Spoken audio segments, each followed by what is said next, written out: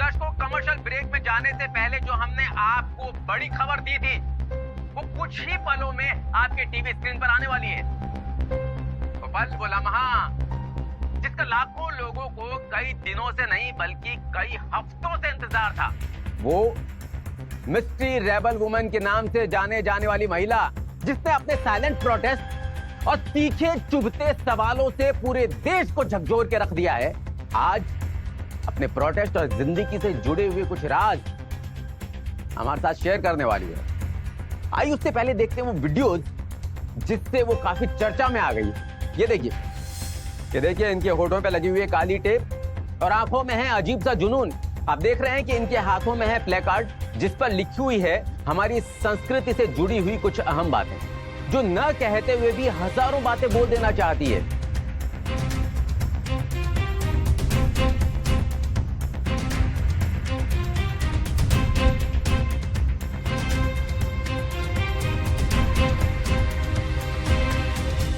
तो आइए कोशिश करते हैं वो शख्सियत जिन्होंने इतने सारे संगीन सवाल खड़े कर दिए हैं, क्या उन्हें खुद अपने सवालों के जवाब मालूम भी हैं या ये सिर्फ एक पब्लिसिटी स्टंट बन के रह जाएगा। आज आपको पहली बार इनका नाम मालूम चलने जा रहा है, तो स्वागत कीजिए।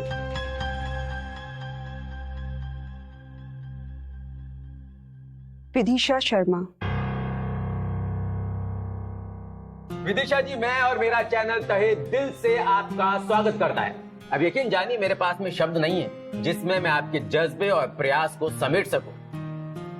आपका हर एक सवाल हमारे हिपोक्रेट समाज के ऊपर तमाचा है। वो समाज जो धर्म और संस्कृति के नाम पर दोहरे मापदंड रखता है। इसलिए अंधे, बहरे, गूंगे बिलीफ सिस्टम को जिस तरह से आपने झकझोर के रखा है, मैं तहे दिल से आपकी सराहना करता हूं। जी, आपने मेरे प्रयासों को इतनी गहराई से समझने की कोशिश की, उसके लिए मैं आपकी बहुत आभारी हूँ। Thank you. जी, हमने आपके एफर्ट्स की स्टडी की है और उसे हमारे दर्शकों तक पहुंचाना चाहते हैं। लेकिन अगर गहराई में जाकर स्टडी की जाए तो कुछ कॉन्ट्राडिक्टरी फैक्ट्स सामने आते हैं, और वो है पर्सनल और पॉलिटिकल माइलेज गेन करने का एजेंडा, जो कि आपसे पहले और भी लोग ट्राई कर चुके हैं। कोई भी मूवमेंट शुरू करके या उसका हिस्सा बनकर पॉपुलैरिटी गेन कर लेते हैं, उसके बाद में एनजीओ खोल देते हैं या किसी पार्टी को ज्वाइन कर लेते हैं। बस उसके बाद बाकी की जिंदगी ऐशो आराम के साथ बिताते हैं और उनका पूरा आंदोलन चला जाता है ठंडे बस्ते के अंदर। Vidisha ji, you tell me, why should I buy your story? हो सकता है कि शायद आप भी बाकी लोगों की तरह फेक हो सकता है इसमें कुछ आपका पर्सनल गेन हो। क्यों आखिर? पूरा देश जानना चाहता है, पूरा देश आपको सुन रहा है। आप इस बात का जवाब दें और हम सबको तसल्ली दें। Why should you buy my story? चलिए,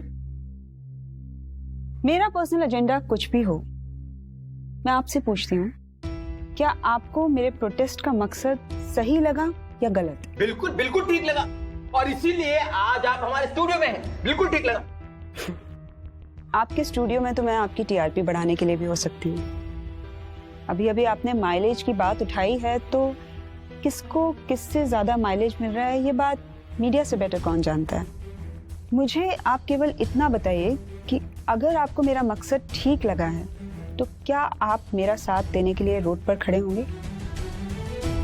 शायद हाँ, लेकिन अगर इसमें कुछ आपका पर्सनल गेन है तो शायद नहीं। क्या आपकी कोई बहन है? जी, क्या आपकी कोई बहन है? हाँ, एक छोटी बहन है। ईश्वर न करे कभी उसका गैंग रेप हो जाए और उसे मजबूर होकर सुसाइड करना पड़े, तो तब भी आप ऐसे ही हाँ या ना के बीच में झूलेंगे? जी, जाहिर है आपको गुस्सा आएगा, आपका खून खौलेगा, आप कानून का दरवाजा खटखटाएंगे और हो सकता है आपको इंसाफ मिल भी जाए, क्वाइट पॉसिबल। मगर उससे सिर्फ आपका पर्सनल एजेंडा सॉल्व होगा। क्या चंद लोगों को मारने से पाप मर जाता है? क्या वो विकृत और घृणित सोच मर जाती है जिसकी वजह से लोगों के चरित्र का इस हद तक पतन हो रहा है? अगर हमें उस सोच को मारना है तो एक सभ्य समाज होने के नाते हमें खुद को आईना दिखाना होगा। हमें खुद से वो जलते हुए चुभते हुए सवाल पूछने ही होंगे। हालात को इस कदर गिराने के पीछे हम सभी का हाथ है। बड़ी आसानी से हम ट्रकों के पीछे लिख देते हैं, बुरी नजर वाले तेरा मुंह काला। लेकिन अगर हम सच में बुरी नजर वालों का मुंह काला करने निकलें तो दुनिया भर का पेंट खत्म हो जाएगा, लेकिन बुरी नजर वाले कम नहीं होंगे। अपनी संस्कृति से जुड़े सबसे अहम सवालों को हम सबसे ज्यादा नजरअंदाज करते हैं। मैं आपसे पूछती हूँ, क्या ये वही भारत है जहां नारी शक्ति को भगवान का दर्जा दिया हुआ था, जहां नदियों तक को जैसे गंगा, जमुना, सरस्वती को मां की तरह पूजा जाता था, जहां बाघ बकरी एक घाट पे पानी पीते थे, जहां अर्जुन को सिर्फ अर्जुन नहीं कुंती पुत्र अर्जुन कहा जाता था, यानी बच्चों को उनकी मां के नाम से जाना जाता था। और अब वंदे मातरम, भारत माता की जय एक फैशन की तरह कह के दूसरे की मां और बहनों पे गिद्ध दृष्टि रखी जाती है। नवरात्रों में 9 दिन जय माता दी कह के क्या हमारा कर्तव्य पूरा हो जाता है? विषय विकार मिटाओ तो बस आरती तक ही सीमित रह गया है। असल में तो मनुष्य जाति मैं मूर्ख खल कामी होने में अब ज्यादा गौरव महसूस करने लगा। आप बताइए, ये हमारा कैसा धर्म है? ये कैसी धार्मिकता है जो इतने सभ्य और इतनी गौरवशाली देश में भी स्त्री जाति को भोग विलास और वासना के पात्र से ऊपर आने ही नहीं दे रहा? करोड़ों महिलाओं की तरह मैं भी इन सवालों से बचती रही, एक डर के साए में जीती रही। हर कदम पे सीटी मारने, छेड़ने, छू लेने वाले लोगों को इग्नोर करती रही, भीतर तक चीर देने वाली गंदी नजरों और लोगों के नीच इरादों से खुद को बचाने की कोशिश करती रही। लेकिन एक रात उन्हीं को कुछ और ही मंजूर था। एक ऐसे दर्द का सामना करना पड़ा जिसके बाद इंसान दर्द और पीड़ा से ऊपर ही उठ जाता है। मेरी छोटी बहन वाणी कॉलेज के प्रोजेक्ट के लिए शहर से कुछ दूर रामनगर गई।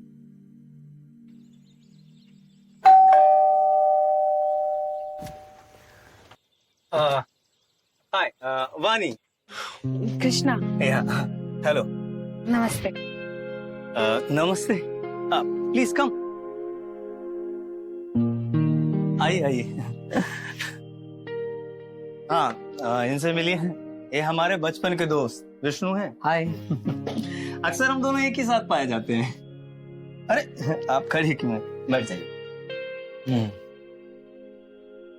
बाय द वे, आप किसी प्रोजेक्ट पे रिसर्च कर रही हैं? जी, मैं एग्रीकल्चर की स्टूडेंट हूँ। सस्टेनेबल वाटर रिसोर्सेज और कैश क्रॉप के ऊपर पढ़ाई कर रही हूँ। That's nice. नेहा कह रही थी कि आपकी इस एरिया में काफी बातचीत है, तो मेरी प्रोजेक्ट में हेल्प हो जाएगी। Yes yes, definitely. हमारे चाचा जी यहाँ के विधायक हैं। आप ना अपने आप को रामनगर की मालकिन समझिए। Thank you. कॉफी लेंगी आप? जी।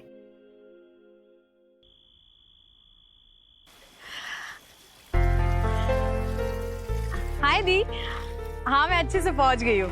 The house is good and the room is also good. हाँ, लोग भी बहुत अच्छे हैं सब। हाँ दीदी, हाँ मैं अपना ध्यान रखूंगी, बाहर का कुछ नहीं खाऊंगी, ड्राई फ्रूट्स पॉकेट में रखूंगी, रोज फ्रूट्स खाऊंगी, ढेर सारा पानी पीऊंगी and before sunset back to the room. ठीक है? गुड नाइट, सो जाओ। Love you. बाय।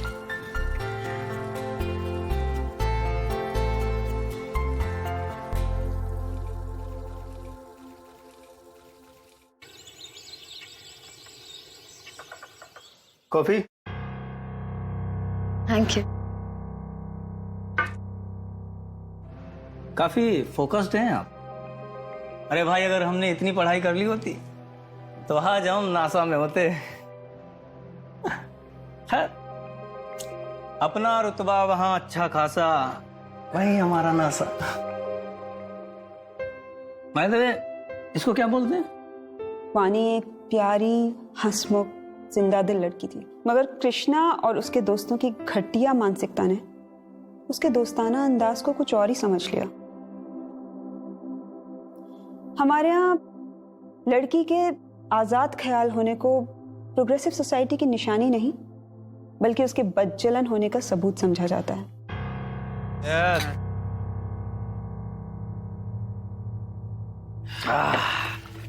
वानी, अरे भाई का बर्थडे।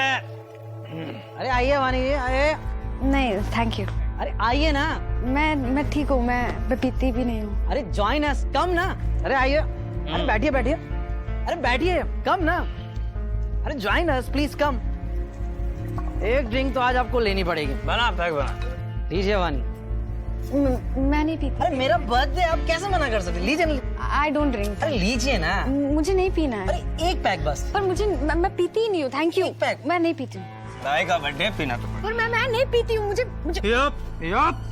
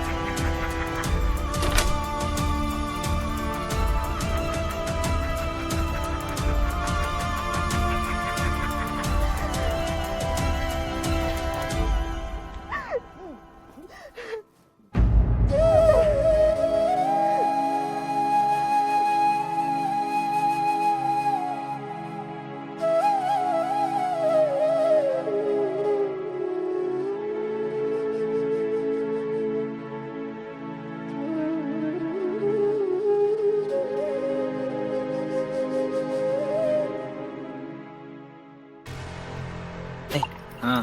अरे एक बात बताओगे यार? यार वो किसी को बता तो नहीं देगी? अबे डर का है रुपए, हैं? अरे इतना आसान नहीं होता लड़की को ये सब बताना। अच्छा एक बात बता, ये क्या हम लोग पहली बार कर रहे हैं? आज तक कोई लड़की पहुंची है पुलिस के पास? नहीं ना? हाँ लोग अगर पहुंच भी गई, भला सुनेगा कौन? अच्छा ये बता, तेरा बर्थडे गिफ्ट कैसा लगा? यार भाई था तो जबरदस्त यार। चीयर्स बस, लास्ट चीयर्स। या चीयर्स। हर पढ़े लिखे नागरिक की तरह हमने भी कानून का दरवाजा खटखटाने की कोशिश की, लेकिन कानून के रखवालों के वाहियात सवालों और बेशर्म रवैये ने हमें हमारी नजरों में गिराना शुरू कर दिया। हाँ वैसे हुआ कब? कितनी बारी आपको बता चुकी, आप क्यों एक ही बात बार बार अरे मैडम उनको बोलने दीजिए ना। हाँ बोलिए। वो उस दिन, अरे मैडम बोलिए, टाइम नहीं है हमारे पास।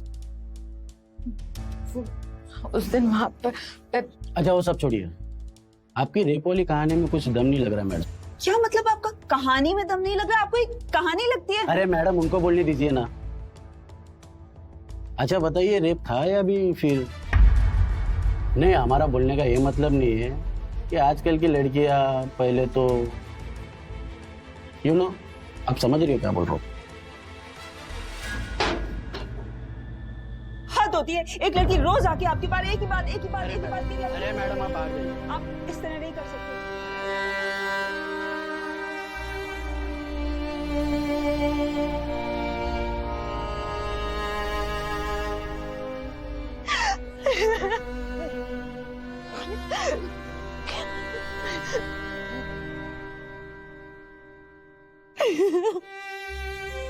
केस को रफा दफा किया जा रहा था और साथ ही हमारे लड़ पाने की ताकत को भी। आखिरकार 6 हफ्तों से चल रही जिल्लत और बदनामी वाली लड़ाई को वानी ने अपने 6 फुट के दुपट्टे से हमेशा के लिए खत्म कर दिया।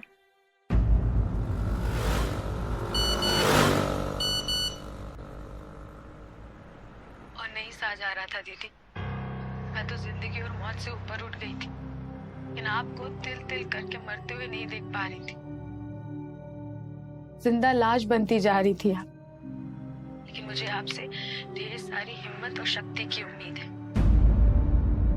पिछले कई दिनों से लग रहा है कि पूरी इंसानियत को झकझोरने के लिए ये छोटी मोटी कैंडल नहीं, एक महायज्ञ होने की जरूरत है। और वो महायज्ञ शायद मेरी ही आहुति से शुरू।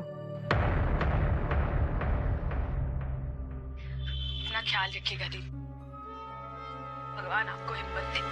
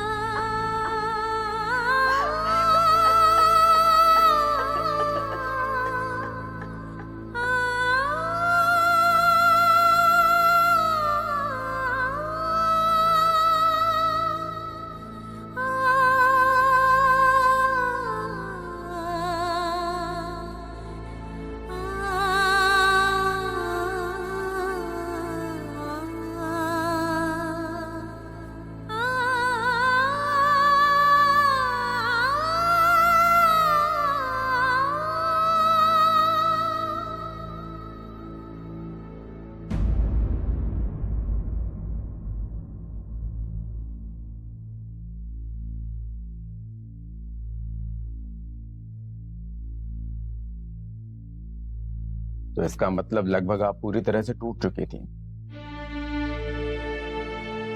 आपके जीवन में कुछ नहीं बचा था, तो फिर कैसे मतलब आपने?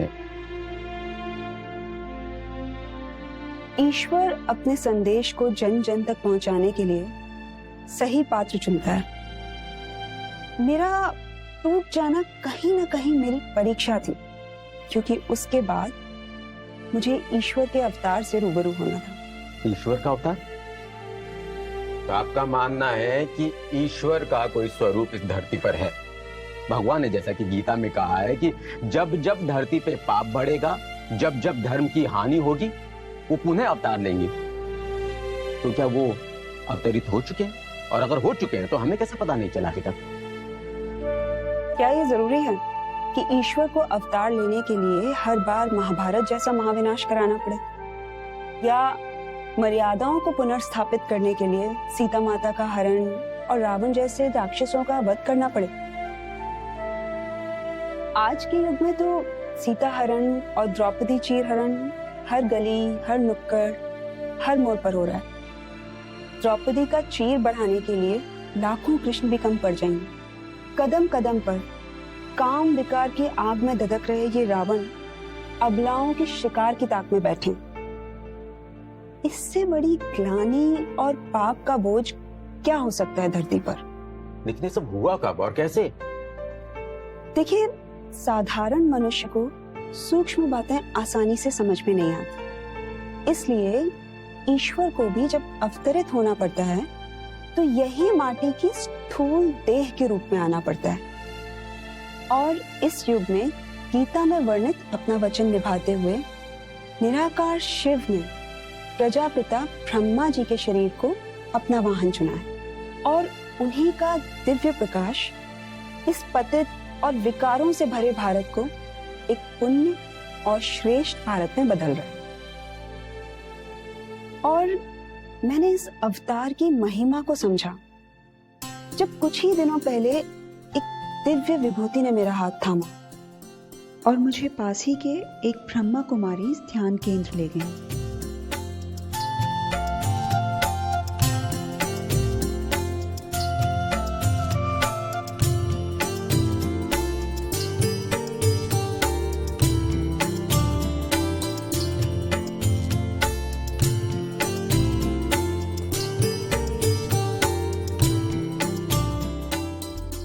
तुम्हारी कहानी बेहद पीड़ा पहुंचाने वाली, लेकिन ये कोई अलग अनोखी अनहोनी नहीं है।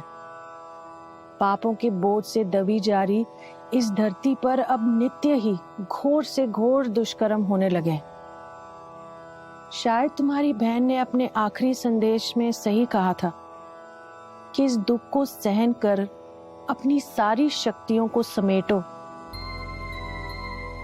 अपनी पूरी शक्ति को समेटो और मानवता को उस उम्मीद की किरण का परिचय करवाओ जो सबके अंतकरण को फिर से शुद्धि की ओर ले जा सकती। पर कहां से जुटाऊं इतनी शक्ति? लड़ना तो दूर, अब जीने की इच्छा ही नहीं बची। मौत ज्यादा बेहतर लगती है जिंदगी से। मृत्यु तो वैसे भी तय ही है। जीवन एक संयोग हो सकता है, पर मृत्यु तो अटल सत्य है ही। और इस अटल सत्य को तो भगवान के अवतार भी नहीं नकारते। वो भी नश्वर शरीर धारण करके ही इस लोक में आते हैं। कितनी आश्चर्य की बात है कि मारने और मरने के तरीके तो सभी जानते हैं, पर जीने का सही तरीका कोई सीखना ही नहीं चाहता। स्वयं को समाप्त करके तुम विषय, विकार और पाप में लिप्त इस संसार के आगे आत्मसमर्पण कर डालोगी। इससे बेहतर ये होगा कि तुम अपने संपूर्ण व्यक्तित्व का रूपांतरण करो।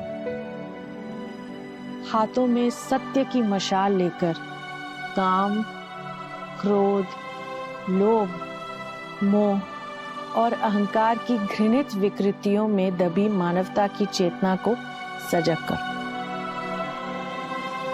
प्रजापिता ब्रह्मा जी हर कदम पर तुम्हारे साथ खड़े नजर आएंगे।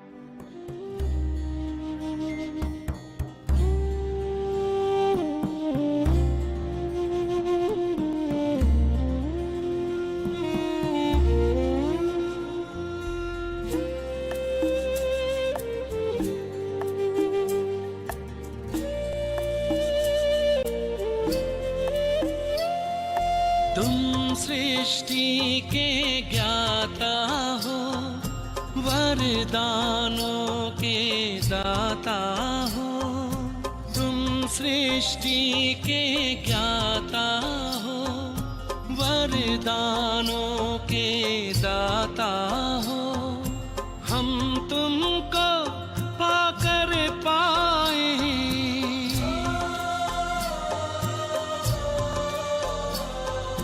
हम तुमको पाकर पाए, गति सदगति उपहार। महिमा अपरंपार, तेरी महिमा अपरंपार।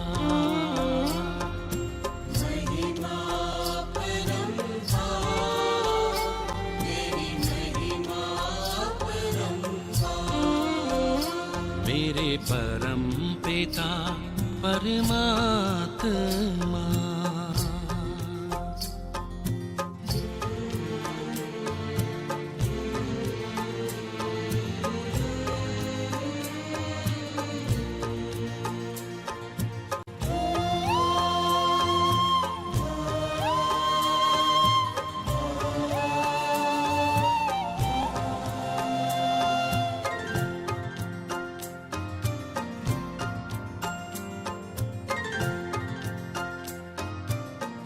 ओम शांति।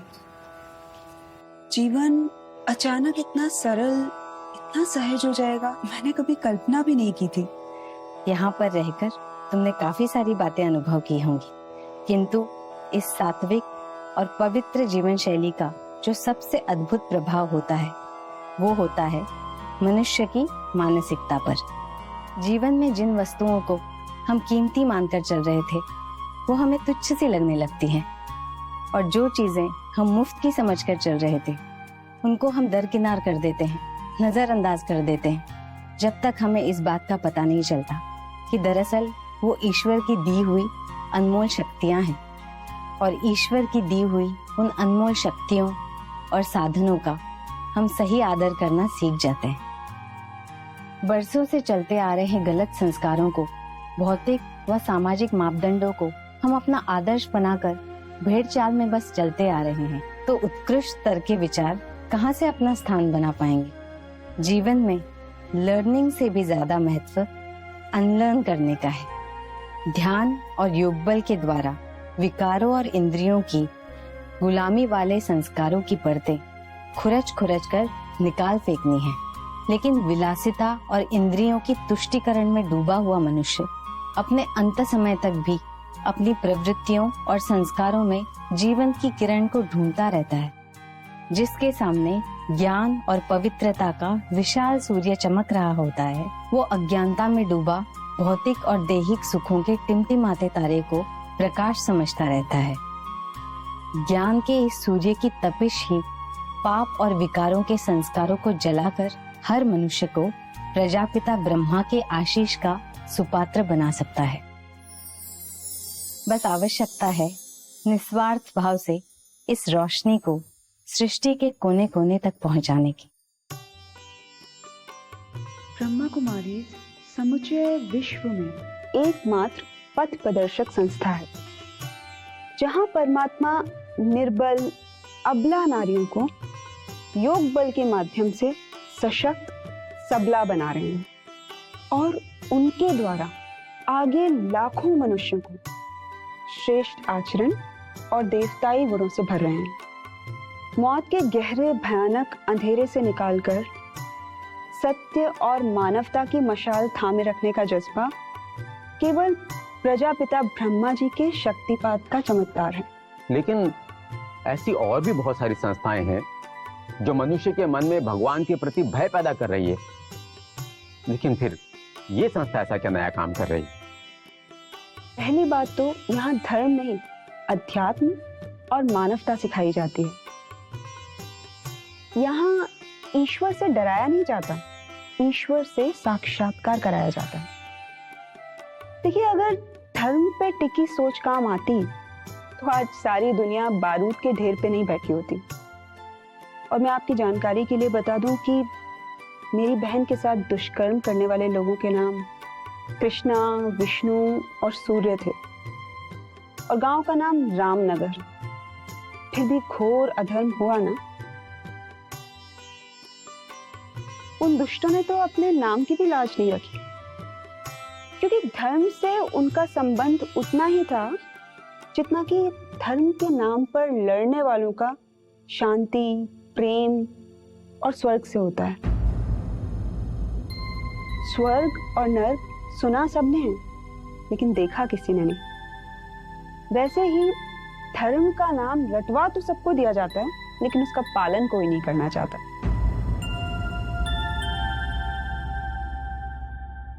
तो मतलब कुछ गंभीर घटित होने वाला है। अगर मैं इस बात पे यकीन करूं कि भगवान ने गीता के वचन के अनुसार अगर प्रजापिता ब्रह्मा जी के रूप में अवतार लेकर अपना संदेश दे दिया है, तो मुझे इस बात पे भी यकीन करना पड़ेगा कि विश्व में बड़े स्तर पर कुछ महापरिवर्तन होने वाला है, क्योंकि प्रलय के बाद में ही नए स्वर्णिम युग की शुरुआत होती है। आपकी चिंता बिल्कुल सही है। सृष्टि प्रलय के द्वार पे ही खड़ी है। आप सोचिए ना, जब एक 4 साल की बच्ची और 80 साल की वृद्ध महिला के साथ दुष्कर्म हो रहा है, तो ये प्रलय का ही संकेत है। पर भगवान इतने निष्ठुर नहीं हो सकते कि परमाणु युद्ध या किसी प्रकार की घोर विपदा डालकर संपूर्ण मानव जाति को ही नष्ट कर दे। नहीं, मैं नहीं मानता।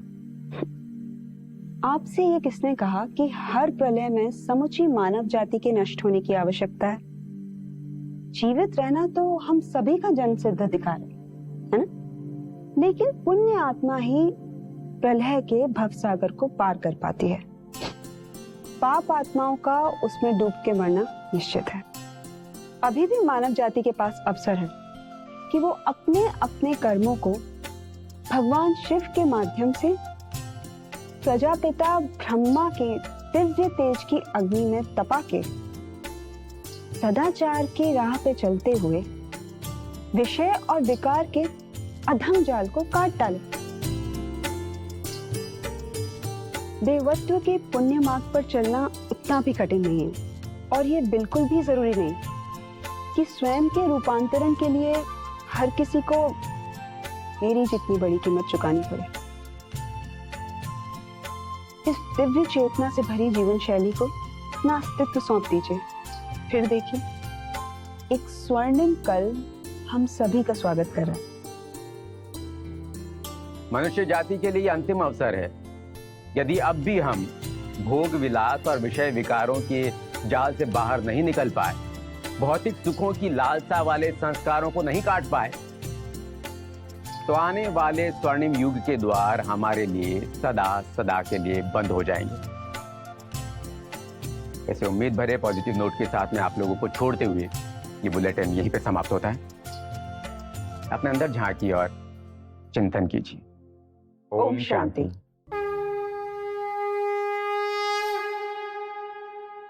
Om Shanti.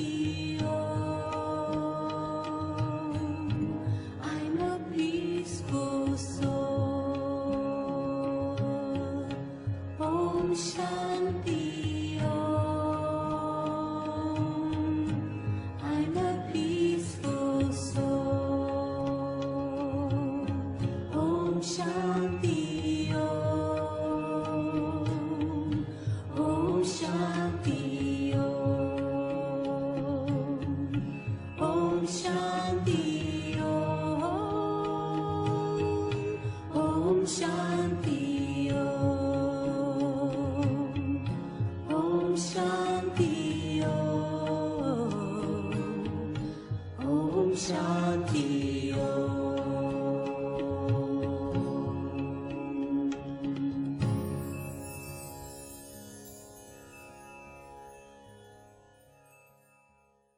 To watch Peace of Mind channel videos on YouTube, subscribe us on youtube.com/tvpeaceofmind. Just a click for a peaceful life.